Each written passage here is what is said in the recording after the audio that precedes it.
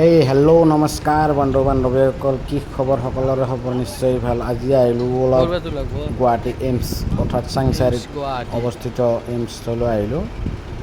আহি ভাবিলোঁ অলপ এইমছতে যাওঁ।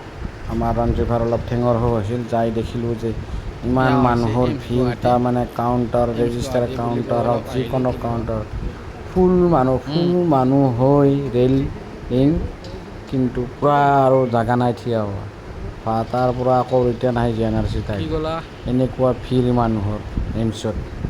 আপোনালোকে আহিব পাৰে যদি কোনোবাই এইমছত আহিম বুলি ভাবিছে, মেডিকেলৰ নতুনকৈ নিউ ৰেজিষ্ট্ৰেশ্যন কৰি ডক্তৰক দেখুৱাম বুলি, তেনেহ'লে আপোনালোকে একদম ৰাতিপুৱা 4টা বজাতে আহিব লাগিব। 7টাৰ আগত অহা কৰি আহিব লাগিব, তেতিয়াই আপোনালোকে সোনকালে টিকেটটো পাব।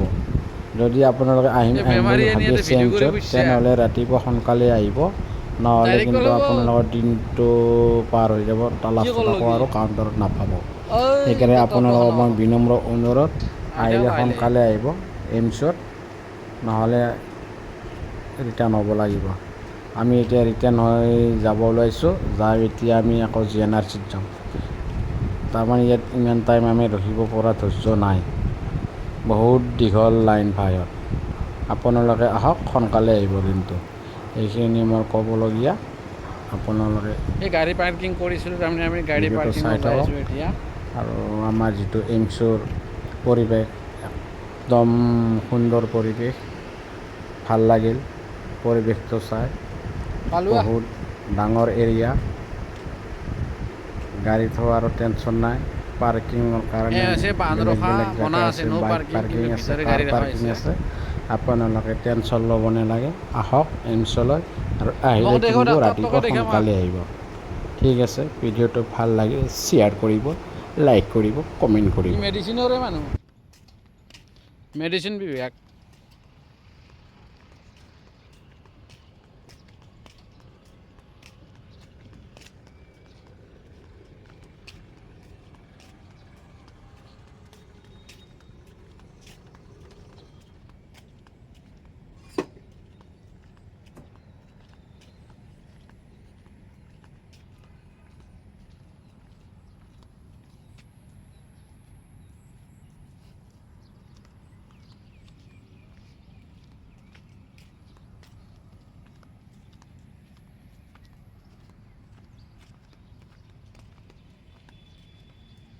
গোটেই পাৰ্কিং, অনলি পাৰ্কিং, এইবিলাক গোটেই পাৰ্কিং। আপোনালোকে এইমছত আহিলে, গুৱাহাটী এইমছত আহিলে ইয়াত পাৰ্ক কৰি আপোনালোকৰ যিটো বিভাগত যাবলগীয়া আছে সেইটো বিভাগত যাব পাৰিব।